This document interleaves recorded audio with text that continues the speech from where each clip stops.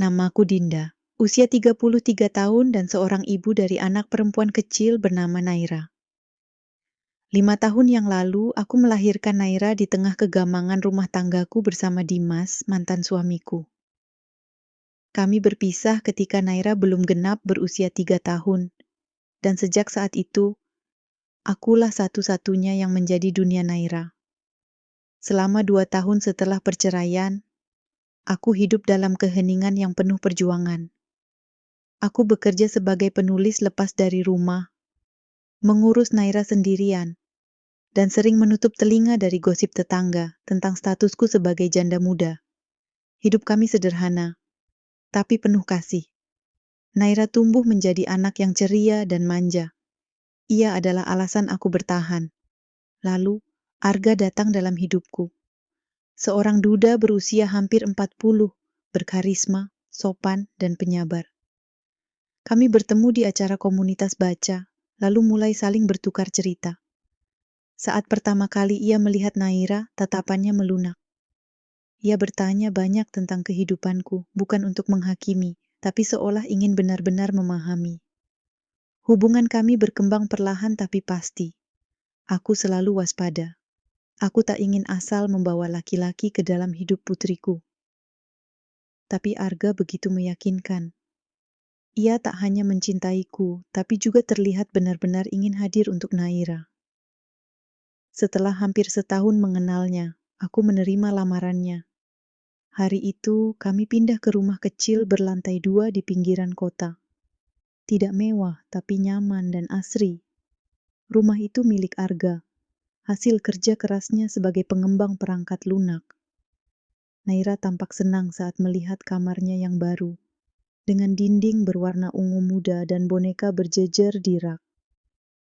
Arga bahkan membuatkan papan nama kecil bertuliskan kamar putri Naira di pintunya. Aku berdiri di depan jendela kamar kami malam itu, melihat lampu-lampu kota di kejauhan. Dalam hatiku, aku berbisik, akhirnya hidup kami dimulai kembali.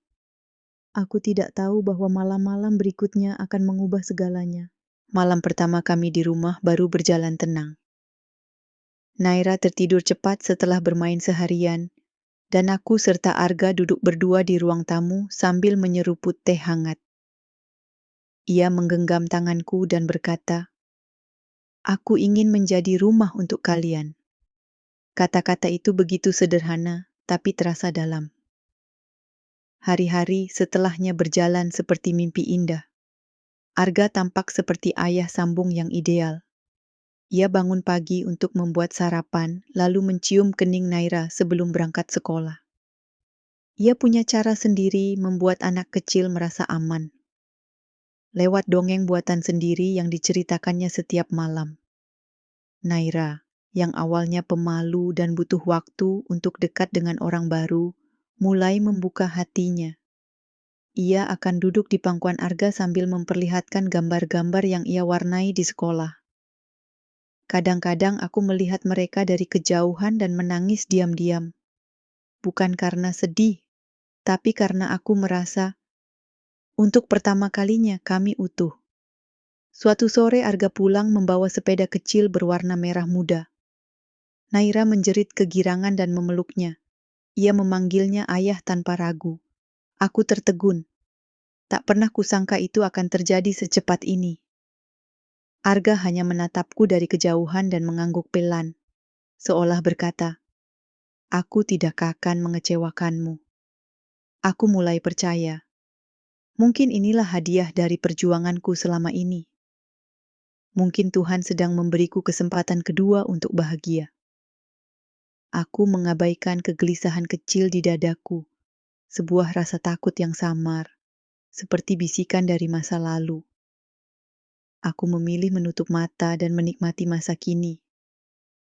Tapi malam itu, untuk pertama kalinya, aku mendengar Naira menangis dalam tidurnya.